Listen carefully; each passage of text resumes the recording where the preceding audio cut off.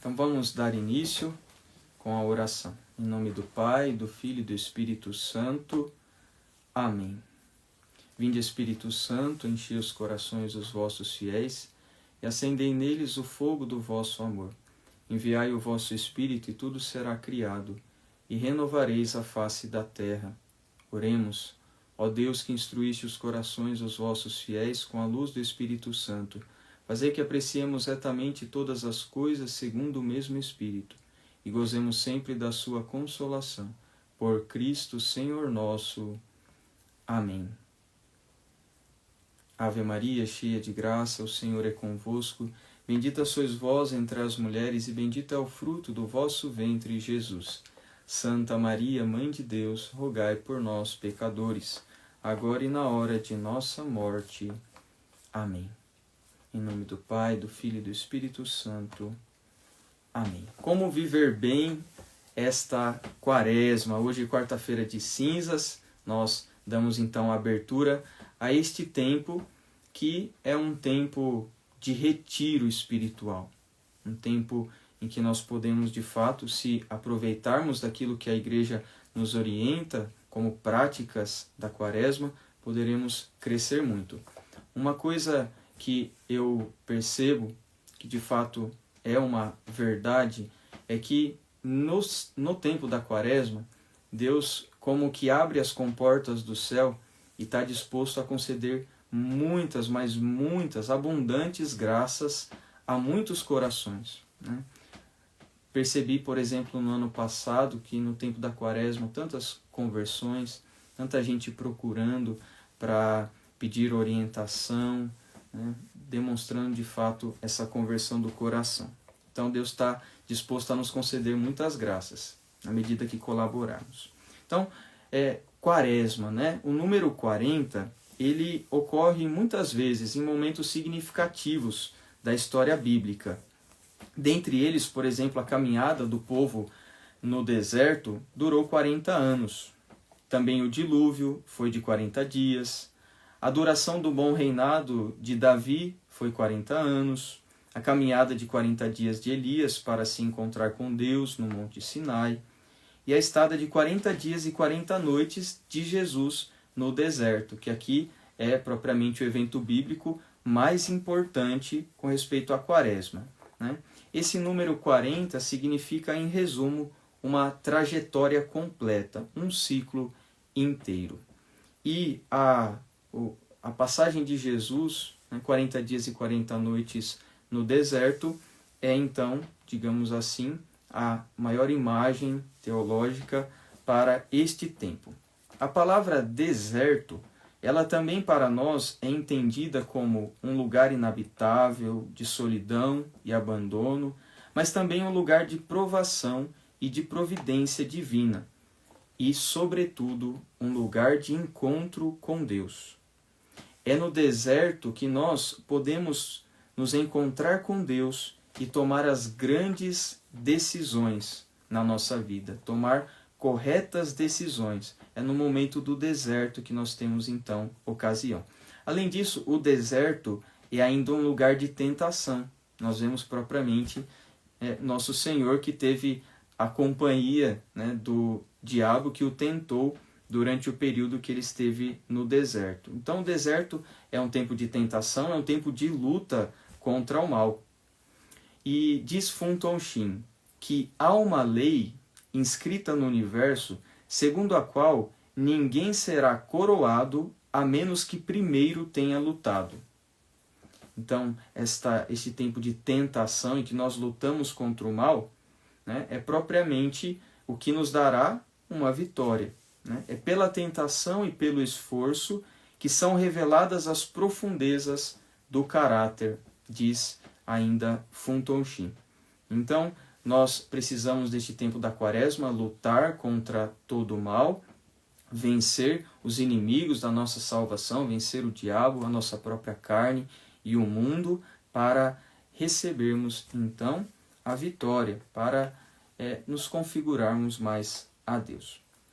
A maior luta do tempo da quaresma, a maior luta deste tempo de deserto, é por nos aproximarmos mais de nosso Senhor Jesus Cristo. É por isso que a oração coleta do primeiro domingo da Quaresma pede o seguinte a Deus: concedei-nos, ó Deus onipotente, que ao longo desta Quaresma possamos progredir no conhecimento de Jesus Cristo e corresponder a seu amor por uma vida santa. Crescer no conhecimento de nosso Senhor Jesus Cristo. Este é o principal objetivo da Quaresma.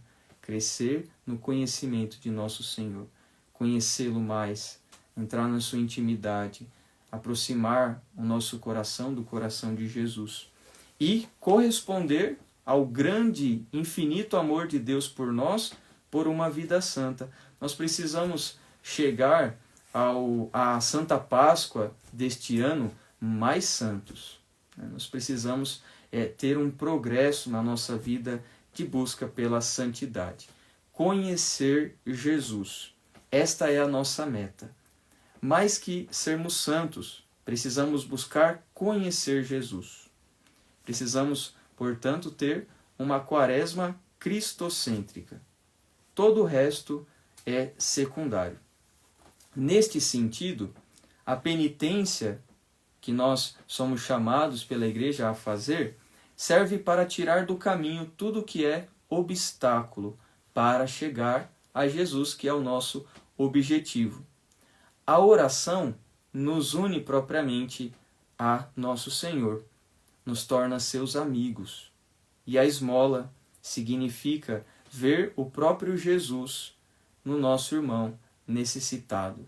Então, as três práticas quaresmais aqui tendo como centro nosso Senhor.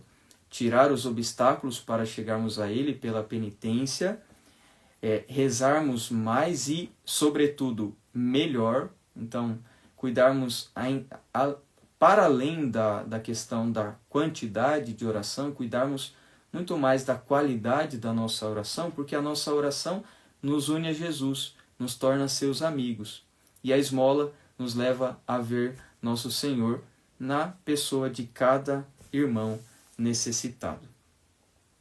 Quero falar agora com respeito à virtude da penitência, porque muitas vezes acontece em que as pessoas ficam focadas muito nas práticas exteriores, que nós de fato precisamos nos esmerar por fazê-las bem, e acabam se esquecendo do interior. A própria primeira leitura de hoje nos dizia: rasgai o coração e não as vestes. Ou seja, nós precisamos cuidar para que o nosso interior, de fato, esteja disposto a uma verdadeira penitência, a uma verdadeira conversão. De modo que, então, a penitência da Quaresma, ela não se restringe às obras de penitência. Quando nós ouvimos falar de penitência, logo pensamos nos atos. Mas a penitência é muito mais do que isso. Tanqueray, no Compêndio de Teologia Cética e Mística, define assim a virtude da penitência. É uma virtude sobrenatural, anexa à justiça, que inclina o pecador a detestar o seu pecado, por ser uma ofensa cometida contra Deus, e a tomar a firme resolução de o evitar para o futuro e de o reparar. Então, a virtude da penitência, que é o que nós mais precisamos pedir a Deus, nosso Senhor, nesta Quaresma, ela é uma virtude anexa à virtude da justiça. E a justiça é dar a cada um o que é de direito. Quando nós pecamos, nós estamos negando a Deus o que lhe é de direito. Nós estamos cometendo uma injustiça, porque Deus não merece ser ofendido. E então, esta virtude anexa à justiça, que é a penitência, nos leva a detestar o nosso pecado, por ser uma ofensa contra Deus, e a tomarmos uma firme resolução de o evitar para o futuro. Não uma coisa meramente teórica, mas colocarmos então aí os propósitos muito concretos para evitar o pecado. Esta virtude da penitência compreende 4 atos. Primeiro, ver que o pecado é o maior dos males e odiá-lo. Então nós precisamos meditar sobre a realidade do pecado, sobre o que é o pecado, para perceber que o pecado é o maior dos males. Nós não podemos odiar a ninguém, a não ser o demônio e o pecado. Ao demônio nós devemos odiar e ao pecado nós devemos odiar com todas as forças do nosso coração. Então, o primeiro ato da virtude da penitência é ver que o pecado é o maior dos males. De fato, inclusive, foi por causa do pecado que todos os males do mundo surgiram. Então, o pecado é o maior dos males. Para isso, a gente precisa meditar sobre esta realidade. Eu indico bastante quem possa fazer os exercícios espirituais de Santo Inácio de Loyola. Ajudam muito também a meditar, né? Tem algumas meditações que são propriamente sobre esta realidade do pecado para odiá-lo. Segundo ato, verificando que este mal, que é o pecado, existe em nós, porque nós pecamos, nós precisamos sentir uma dor na nossa alma. Nós precisamos sentir contrição, uma profunda humilhação. Então, esta realidade, que é o maior dos males, se encontra dentro de mim. Eu preciso perceber que dentro de mim há este grande mal. E eu preciso sentir dor pelos meus pecados, pelas minhas ofensas ao nosso Senhor. Eu preciso ter contrição. Eu preciso sentir-me humilhado na presença de Deus, devido a tantas incorrespondências ao seu amor, a tantas ofensas. O terceiro ato é tomar a resolução de nunca mais o cometer. Nunca mais cometer aquele pecado. Eu tenho que me decidir verdadeiramente, fugindo com cuidado das ocupações que a ele nos poderiam levar e fortificando a vontade contra as seduções dos prazeres perigosos. Então, tomar esta decisão de não cometer mais estes pecados. E aí eu preciso fugir, então, de todas as ocasiões que possam me levar a cometê-los. E, por fim, o quarto ato, então, da virtude da penitência é, enfim, compreendendo que o pecado é uma injustiça, nós precisamos nos determinar a repará-lo, a expiá-lo por meio de obras de penitência.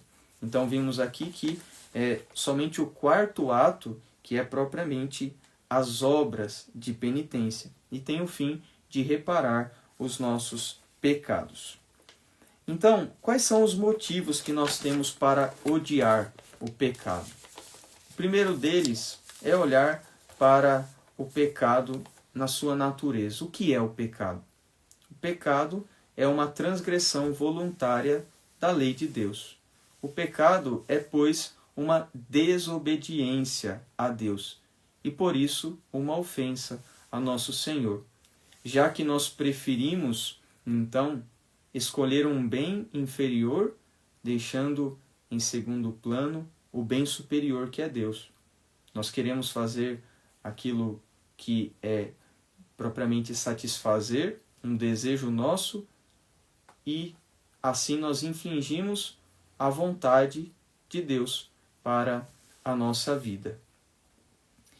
Depois, segundo, o que pensa Deus sobre o pecado mortal?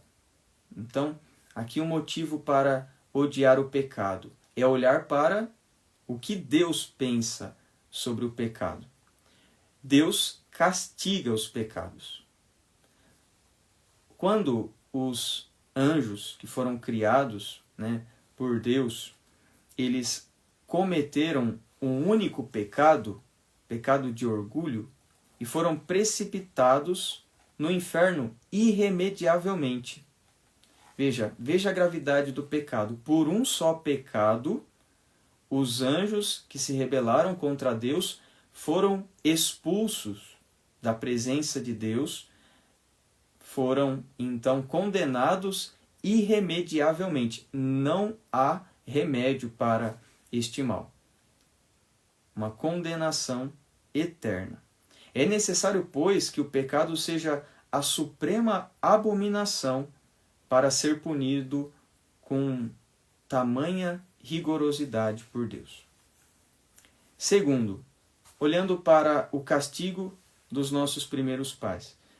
Os nossos primeiros pais foram cumulados por Deus de bens, de dons, né, os dons chamados preternaturais, de muitos benefícios. Mas, cometendo o pecado de desobediência e orgulho, imediatamente perderam com a vida da graça os dons. Foram expulsos do paraíso e transmitem à posteridade esse pecado de origem. Se Deus de justiça e misericórdia os houve de castigar tão severamente, é porque o pecado é um mal tremendo, que jamais poderemos detestar em excesso. Então Deus castigou os anjos, Deus castigou os nossos primeiros pais. E olhando agora, então, em terceiro momento, para a pessoa do Filho de Deus, nosso Senhor Jesus Cristo, e todo o sofrimento pelo qual ele passou para nos salvar, nós vemos a gravidade do pecado. Para reparar os nossos pecados, Jesus precisou viver 33 anos de sofrimentos e humilhações, coroados pela agonia física e moral do Jardim das Oliveiras, do Sinédrio, do Pretório, do Calvário. Olhando para os tamanhos sofrimentos de Jesus, percebemos a gravidade dos pecados.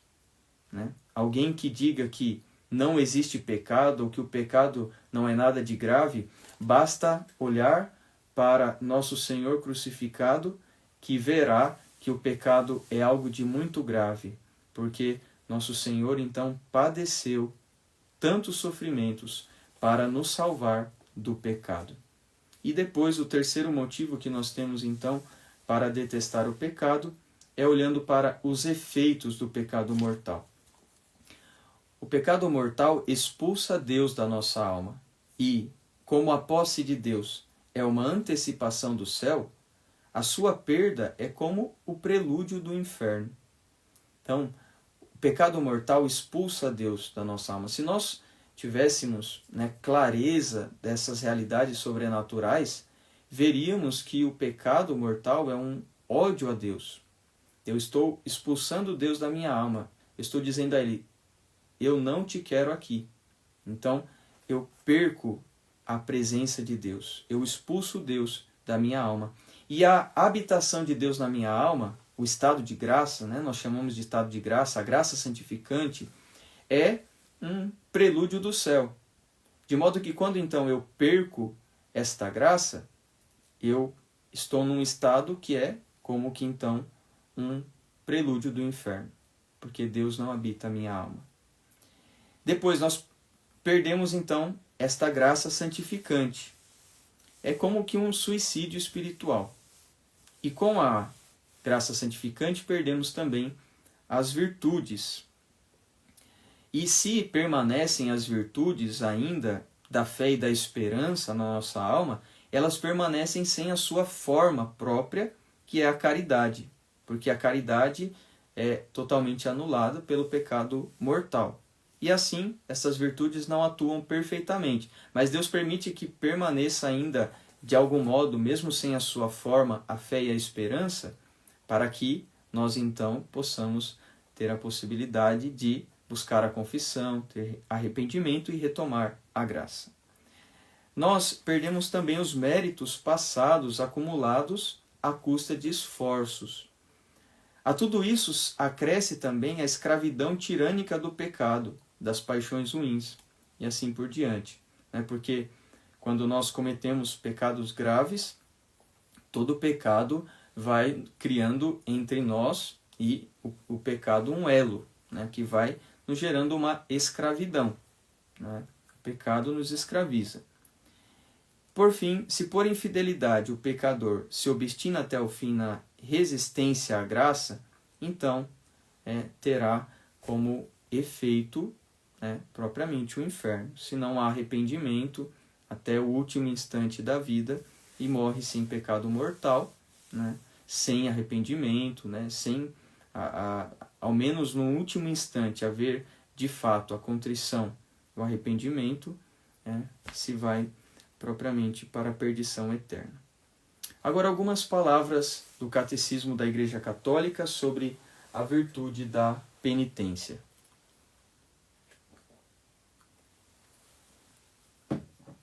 O parágrafo 1430, o Catecismo, se diz assim: como já acontecia com os profetas, o apelo de Jesus à conversão e à penitência não visa primariamente as obras exteriores, o saco e a cinza, os jejuns e as mortificações, mas a conversão do coração, a penitência interior.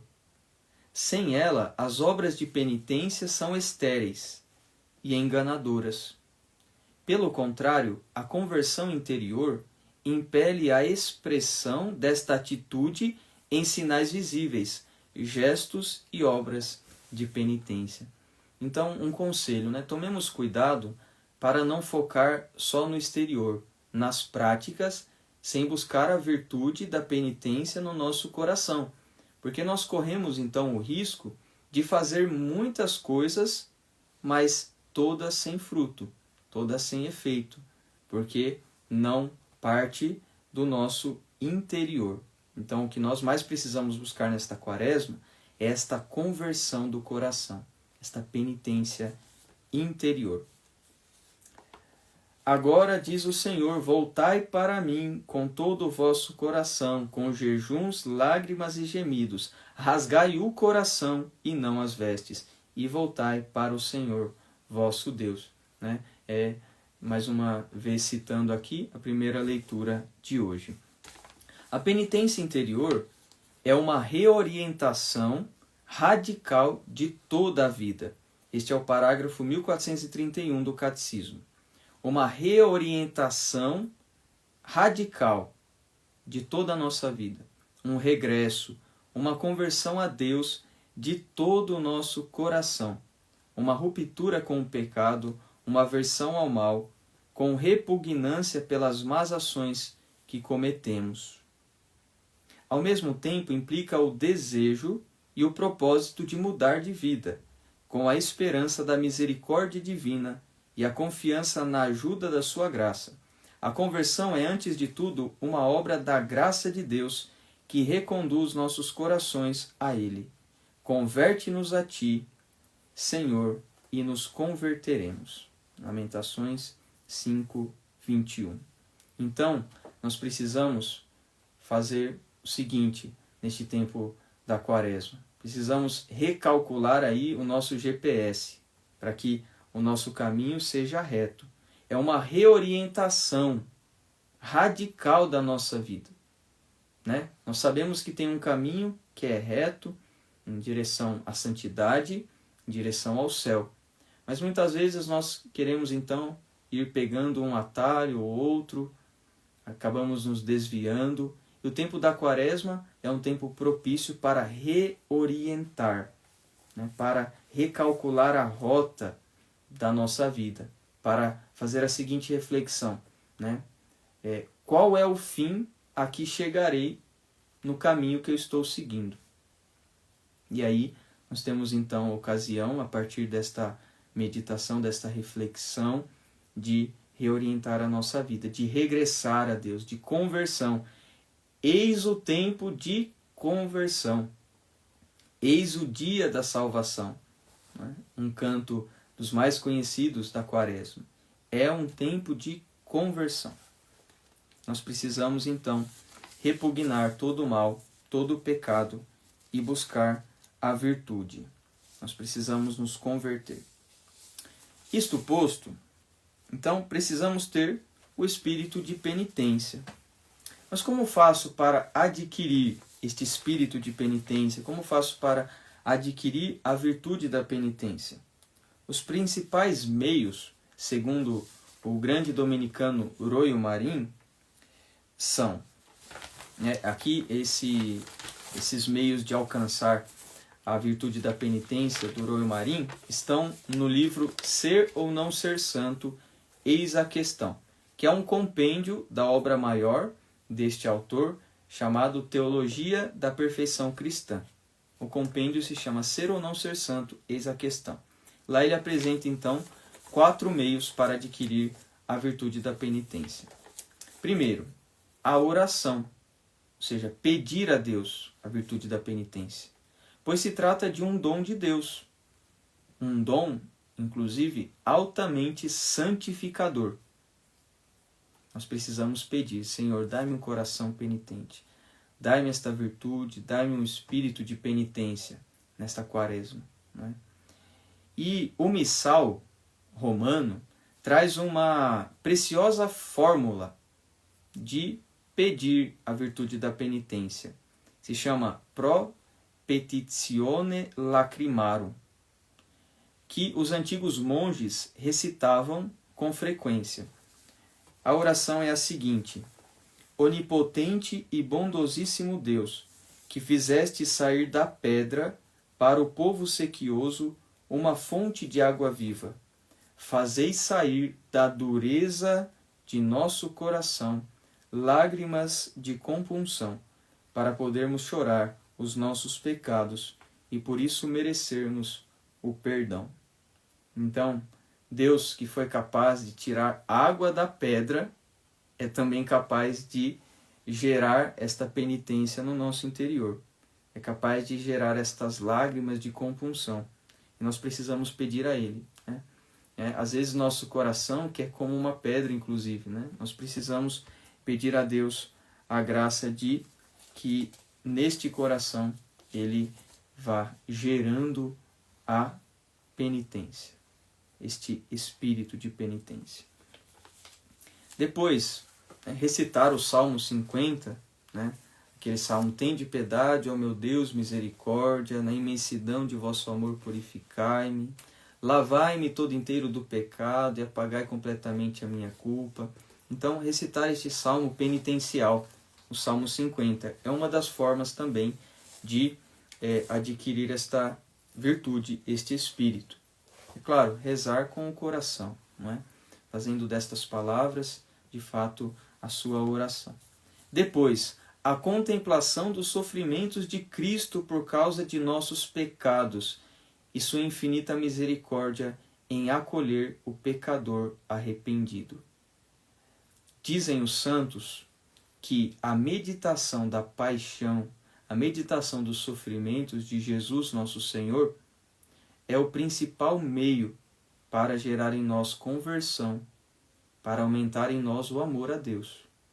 É por isso que me propus, então, nesse período da Quaresma, a fazer as meditações da paixão. São breves meditações, a partir, é claro, do que dizem os santos, não é nada de próprio, é mais, então, é a partir do que dizem os santos, né, os textos dos santos, sobretudo Santo Afonso, né, que tem o livro A Paixão de Nosso Senhor Jesus Cristo, também Funtonchim, também São Pedro de Alcântara, né, e assim por diante. São José Maria Escrivá, Santa Faustina. Então, eu farei durante 47 dias. Hoje foi o primeiro dia, hoje foi a primeira meditação. Nós encerraremos essas meditações com uma meditação sobre a ressurreição de Nosso Senhor, no domingo de Páscoa. Então teremos aí ocasião de todos os dias fazer uma breve meditação, né, de 5 a 6, 7 minutos no máximo. É uma meditação que é propriamente sobre a paixão de Nosso Senhor. Eis um dos meios mais eficazes para gerar conversão e amor a Deus. E depois, a prática de mortificações e austeridades, com espírito de reparação em união com Cristo crucificado. Então, nós mortificamos a nossa carne, unindo os nossos sofrimentos devidos a estas mortificações aos sofrimentos de Jesus, nosso Senhor, em sua paixão. Não é? É importante que, ao realizar cada obra de mortificação, nós, ao sentirmos então o peso, né, ao sentirmos os sofrimentos devido a essas mortificações, nós digamos a Jesus nosso Senhor: é por amor a Ti, Senhor.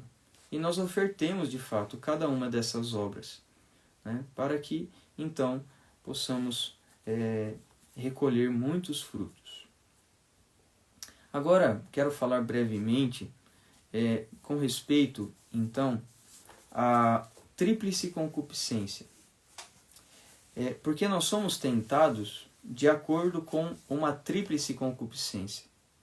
Isso está lá na primeira carta de São João, no capítulo 2, versículo 16. Né?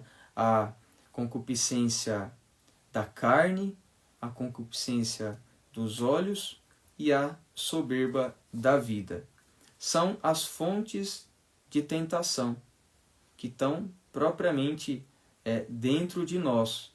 São desejos, né, imoderados, desordenados, que nos levam ao pecado. Então, brevemente, quero falar aqui um breve comentário sobre essas 3 concupiscências, porque daí depois eu vou falar brevemente também das 3 práticas da Quaresma que dão remédio a essas 3 concupiscências. Né? A Igreja é muito sábia, em nos orientar, né, realizarmos sobretudo as 3 práticas da Quaresma, a oração, jejum e esmola, porque dão remédio às nossas concupiscências. Então, primeiramente, a fonte de todo o pecado é o amor desordenado a si mesmo, ou o egoísmo. Então, toda desordem, todo pecado nasce de um amor desordenado a mim mesmo. Né? O amor próprio, aquilo que a gente chama de amor próprio. Né? Uma coisa que, inclusive, às vezes está muito aí em alta, né? Uma questão de se amar, de você pode, isso e aquilo, que às vezes nos levam, no fundo, a acabar por nos tornarmos ainda mais vaidosos e orgulhosos. Não é? Então, tudo nasce do amor próprio, o amor desordenado. Deste amor desordenado, nasce, então, as 3 concupiscências. Com respeito aos bens do corpo, há a concupiscência da carne. Então, a concupiscência da carne com respeito aos bens do corpo. O que é a concupiscência da carne? É um desejo desordenado daquilo que é ou parece útil à conservação do indivíduo ou da espécie. Então, aquilo que parece útil à conservação do próprio indivíduo ou da espécie. Da concupiscência da carne nascem 2 pecados capitais. Então, vejam, acompanhem aqui o raciocínio. Primeiro, a raiz de tudo é o amor próprio. Do amor próprio nascem as concupiscências, 3 concupiscências. E das 3 concupiscências nascem os 7 pecados capitais. E dos pecados capitais, todos os outros pecados. Então, com respeito aos bens do corpo, concupiscência da carne, um amor desordenado daquilo que parece útil à conservação do indivíduo ou da espécie. E aí então nós temos os 2 pecados capitais, a gula e a luxúria. Então, com respeito ao que parece útil à conservação do próprio indivíduo, é a gula. Então, comer exageradamente, para além daquilo que é para conservar a vida. Então, é um desejo desordenado, né, de se alimentar e de modo sem temperança, a gula. E depois a luxúria também, que é com respeito a algo que pareça útil à conservação da própria espécie, né, que é propriamente a questão do ato sexual. Então, toda desordem aí com respeito à sexualidade, luxúria. E é interessante que aqui a concupiscência da carne está ligada ao desejo de prazer. E as 2 coisas que mais dão prazer para o ser humano é propriamente a questão sexual e a questão gastronômica. O ato sexual e o ato de se alimentar. E quem foi aqui que colocou prazer nesses atos? Foi o próprio Deus. Por quê? Porque é necessário se alimentar para conservar a vida. E depois é necessário o ato sexual, a união entre o homem e a mulher, para continuar a espécie. Contudo, né, o que Deus criou bom, acaba sendo desordenado por essas nossas concupiscências. Então, se há uma desordem no uso desses bens, há propriamente pecado. A segunda concupiscência é a concupiscência dos olhos, diz respeito aos bens exteriores.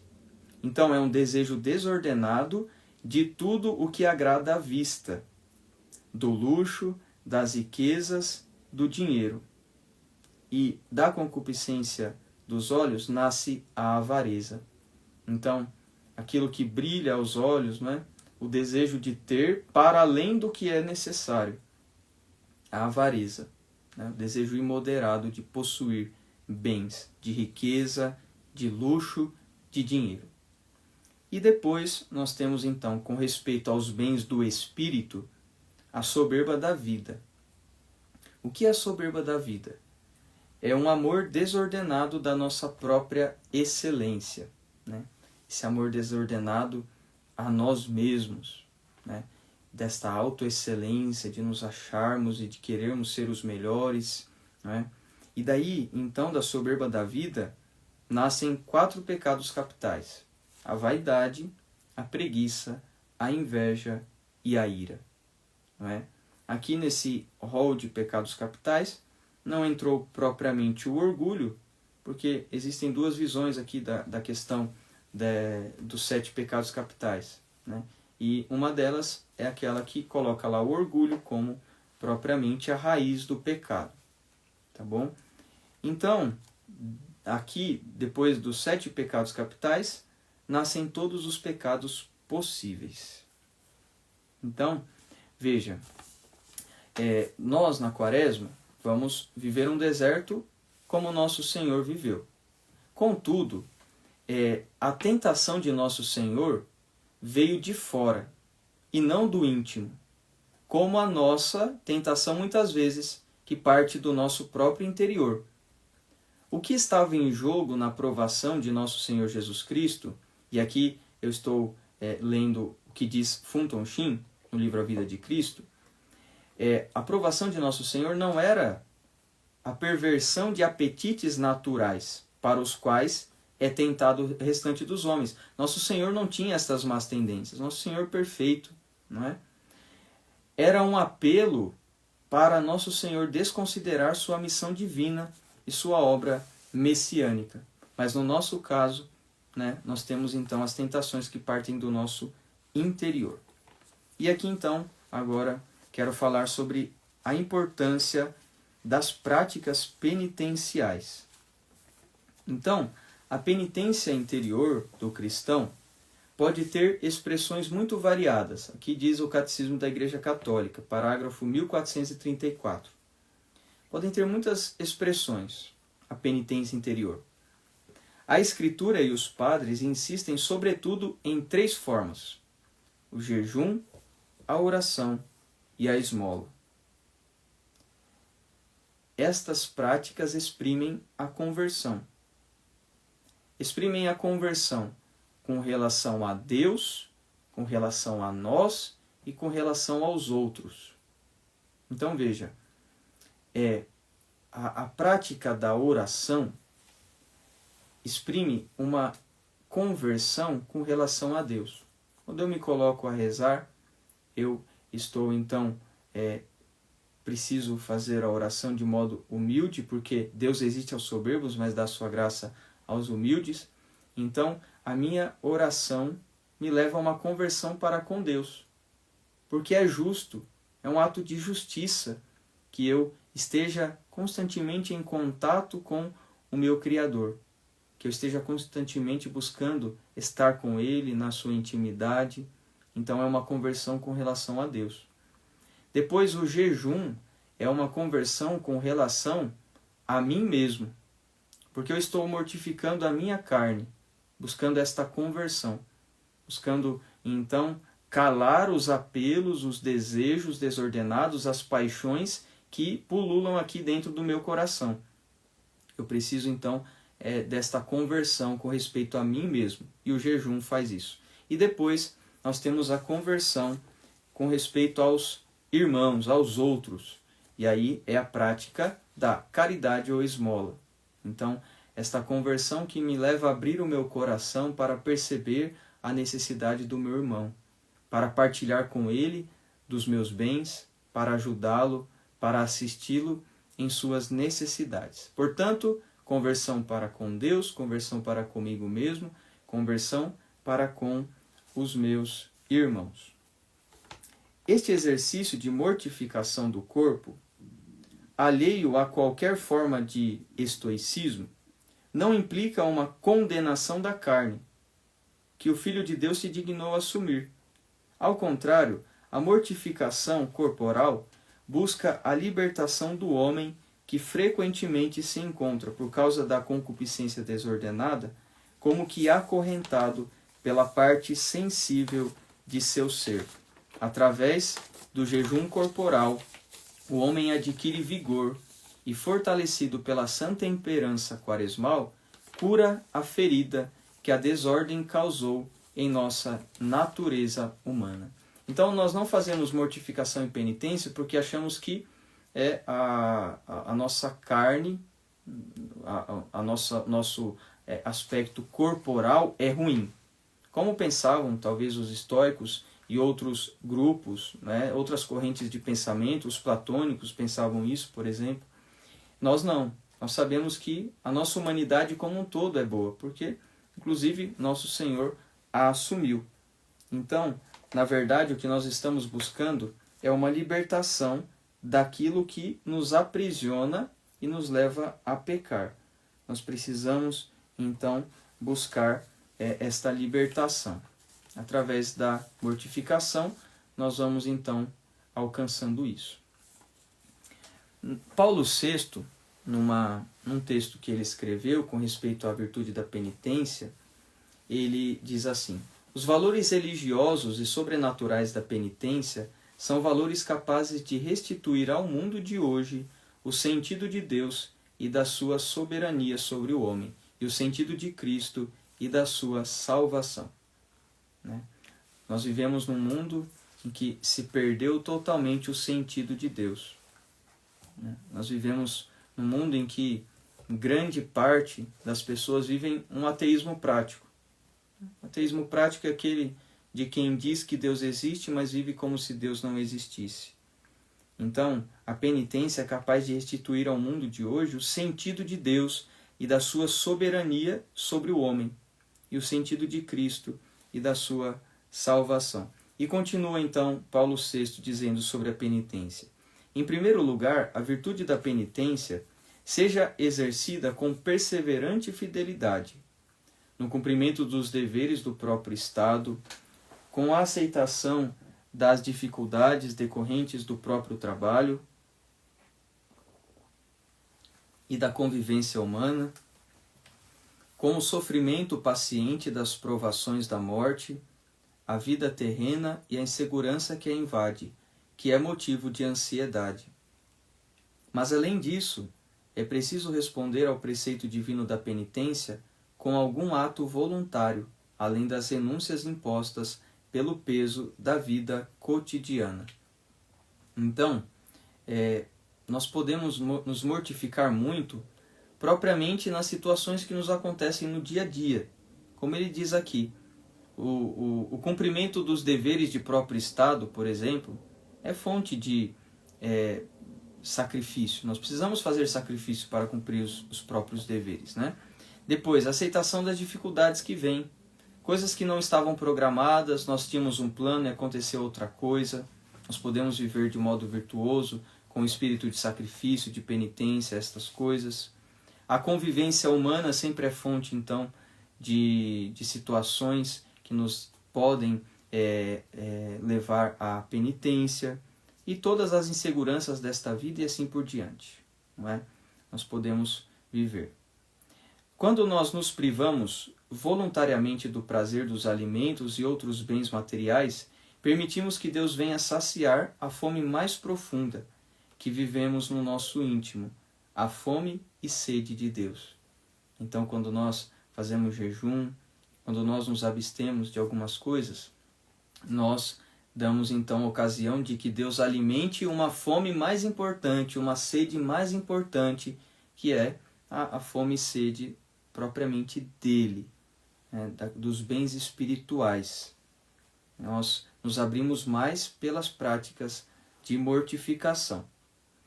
O que é a mortificação? Veja, com o pecado, nós estamos dizendo sim. Isso eu ouvia de um sacerdote essa semana, ele dizia, né? Então, o pecado, nós estamos dizendo sim ao que deveríamos dizer não. Na penitência, nós estamos dizendo não ao que poderíamos dizer sim. Interessante isso, porque de fato a penitência é sempre com respeito a algo lícito, algo que nós poderíamos fazer, né, ou ter, né, ou comer e assim por diante, e nós queremos então sacrificar aquilo. Às vezes as pessoas confundem as práticas quaresmais com evitar o pecado. Eu já ouvi até sacerdote falando assim: então, nesse tempo da quaresma, você precisa se abster de cometer gula, precisa se abster de comer em excesso, e isso e aquilo, não é? Está errado, porque, na verdade, essa é a nossa obrigação sempre. A nossa obrigação, sem cessar todos os dias da nossa vida, é evitar o pecado. As penitências são com respeito a algo lícito, algo que eu poderia fazer sem pecado. E eu vou então sacrificar aquilo. Eu vou ofertar aquilo a Deus, nosso Senhor. Então, não comer em excesso é uma obrigação de sempre, não é? Na quaresma eu vou deixar de comer o que eu poderia comer sem cometer a gula.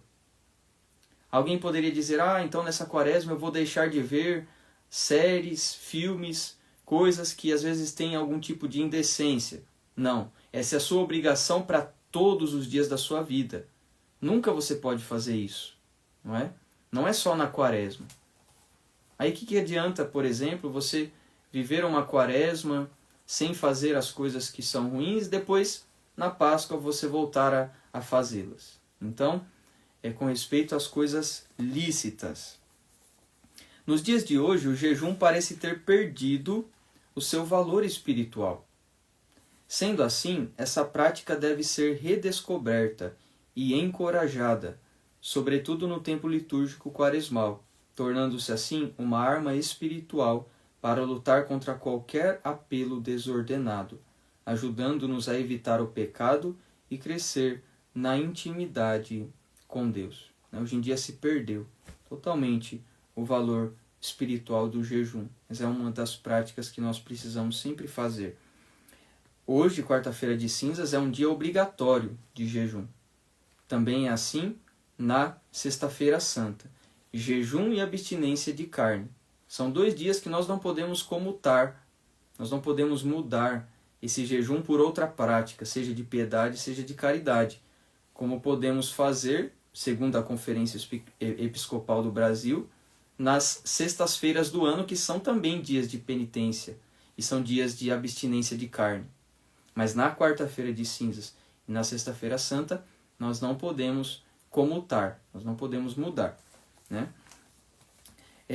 A penitência, aqui eu quero citar um texto breve que o padre José Eduardo postou no seu Instagram no ano passado, que eu achei interessante. O padre José Eduardo dizia assim num post no ano passado: penitência, porém, serve para adquirirmos hábitos saudáveis para a nossa vida espiritual e nos desintoxicarmos daquilo que é nocivo. Por exemplo, nos tornarmos mais moderados no ato de ingerir certo tipo de comida e bebida. Assim, se nos privamos durante a quaresma de algum alimento que gostamos muito para nos esbaldarmos na Páscoa, nada levamos para a vida da quaresma que vivemos, pois não adquirimos novos hábitos. Então isso é importante. Eu achei muito interessante. Por quê? Porque às vezes, a pessoa pode fazer, por exemplo, a penitência do chocolate durante a quaresma toda. Não comeu chocolate. Mas aí chega na Páscoa, se esbalda, come chocolate até passar mal. Aí então você não aprendeu nada dessa quaresma. Você não mudou os hábitos. você não alcançou nenhum progresso. A Quaresma deve nos ajudar a adquirirmos novos hábitos. Chegarmos à Páscoa melhores. Inclusive o tempo da Páscoa não é um tempo de tudo pode. É um tempo de nós vivermos ainda todo esse espírito de união com o nosso Senhor.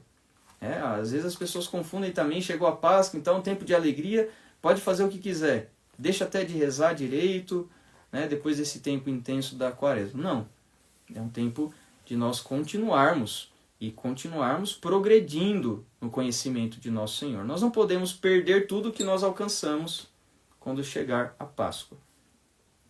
Então, eu dizia com respeito à tríplice concupiscência, eu disse que as 3 práticas da Quaresma dão remédio a elas. Então, a concupiscência da carne é vencida pelo jejum, é vencida pela penitência. A concupiscência dos olhos é vencida pela caridade ou esmola.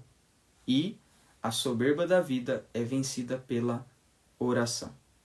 Então, quando nós rezamos mais, com muita qualidade, estamos na intimidade de Jesus, nós vencemos este desejo imoderado de nossa própria excelência, este orgulho, esta coisa, Quando nós, então, fazemos caridade, nós vencemos o desejo imoderado de possuir bens, de acumular, de luxo, porque nós partilhamos com os irmãos. E depois também, pelo jejum, nós mortificamos a nossa carne, que tem desejo sempre de prazer. E agora eu quero terminar com breves orientações práticas com respeito à Quaresma. A Quaresma do ponto de vista prático, as normas, por exemplo, Então, a Quaresma começa na quarta-feira de cinzas, Quaresma de 2024 começou hoje e termina imediatamente antes da missa vespertina in Cena Domini, antes da missa que a gente costuma dizer de lava-pés, a instituição da Eucaristia, a Quinta-feira Santa. Então vai até antes da Santa Missa de Quinta-feira Santa. No Catecismo da Igreja Católica, parágrafo 540, diz: a Igreja se une a cada ano, mediante os 40 dias da Grande Quaresma, ao mistério de Jesus no deserto. No parágrafo 1438 diz: os tempos e os dias de penitência ao longo do ano litúrgico, o tempo da Quaresma, cada sexta-feira em memória da morte do Senhor, são momentos fortes da prática penitencial da Igreja. Quais são os tempos, então, de penitência, segundo o Catecismo? Todo o tempo da Quaresma e toda sexta-feira do ano. Nós não podemos esquecer que toda sexta-feira do ano é tempo de penitência. É dia de nós meditarmos a paixão, é dia de nós fazermos a abstinência de carne. Inclusive, aqui é matéria grave, É até mandamento da Igreja, abster-se de carne nas sextas-feiras do ano, com exceção daquelas nas quais caia uma solenidade, somente solenidade, não festa, outra memória, outra comemoração. Se for uma solenidade, se for uma celebração com grau de solenidade, aí eu não preciso me abster de carne. Mas, fora isso, então, toda sexta-feira do ano é tempo de penitência, é tempo de abstinência de carne. E, além disso, todo o tempo da Quaresma. Os dias e tempos penitenciais em toda a Igreja são as sextas-feiras do ano e o tempo da Quaresma. Cânon 1250, Código de Direito Canônico. No Cânon 1251 se diz: observe-se a abstinência de carne ou de outro alimento, segundo as prescrições da Conferência dos Bispos, em todas as sextas-feiras do ano, a não ser que coincidam com algum dia enumerado entre as solenidades. Observem-se a abstinência e o jejum na quarta-feira de cinzas e na sexta-feira da paixão e morte de Nosso Senhor. Por determinação do Episcopado Brasileiro, nas sextas-feiras do ano, inclusive as da Quaresma, exceto a Sexta-feira Santa, fica a abstinência comutada em outras formas de penitência, principalmente as obras de caridade e exercícios de piedade. Isso está na nota de rodapé do Cânon 1253. É o que eu dizia que a conferência do nosso país permite então a comutação. Mas eu tenho que fazer, se você não vai se abster de carne, o que eu acho que deve ser feito, né, abstinência de carne, imagina, nós podemos comer carne todos os dias da semana, com exceção da sexta, um dia só. Não é nada de muito custoso, não é? Então, mas se você não vai poder se abster de carne em alguma sexta-feira, você deve fazer alguma obra de caridade ou de piedade. A abstinência, a lei da abstinência é dos 14 anos até o fim da vida. Então, um adolescente a partir de 14 anos e até o fim da vida tem que fazer abstinência. A obrigação do jejum é dos 18 anos até os 59.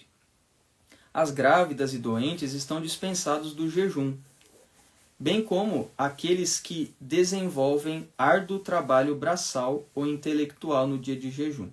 Então, aqui alguns casos, algumas exceções, que não precisa fazer jejum. As grávidas, os doentes, a pessoa que trabalha um trabalho braçal muito pesado, também, de modo que se não se alimentar não vai conseguir fazer o seu trabalho, não está obrigado. O que é o jejum? Então, o jejum é chamado eclesiástico. Trata-se de tomar uma só refeição completa, permitindo-se, porém, algum alimento em outros 2 momentos, que são pequenas refeições, assim, um pequeno lanche, uma coisa muito simples, assim, só para enganar o estômago, não é? Então você faz uma refeição completa e você, em outros 2 momentos do dia você pode fazer uma pequena refeição. Então, seria mais ou menos esse o conteúdo que eu gostaria de passar para vocês hoje. Então, mais uma vez lembro que vocês depois vão poder fazer as suas perguntas, caso tenha surgido dúvidas durante esta exposição. Não vou responder perguntas hoje, mas sim a partir de amanhã, aos poucos, vou respondendo aquelas que chegarem nas caixinhas de pergunta. Não posso esquecer de falar também da confissão, né? Então, esse é um tempo em que nós precisamos fazer boa confissão, precisamos fazer bom exame de consciência, nos confessar verdadeiramente arrependidos dos nossos pecados. Então, procure a confissão na sua paróquia, procure fazer um bom exame de consciência e fazer uma boa confissão, verdadeiramente arrependido dos seus pecados. Eu vou deixar sim a live gravada, tá bom? E você vai poder depois rever, você pode também mandar para os seus amigos, que você com certeza aqui ao ouvir, gostaria que eles também tivessem esta oportunidade. Então, termino aqui e vou lhes dar a minha bênção. O Senhor esteja convosco, Ele está no meio de nós. Desça sobre vós a bênção do Deus Todo-Poderoso, Pai e Filho e Espírito Santo. Amém. Salve Maria!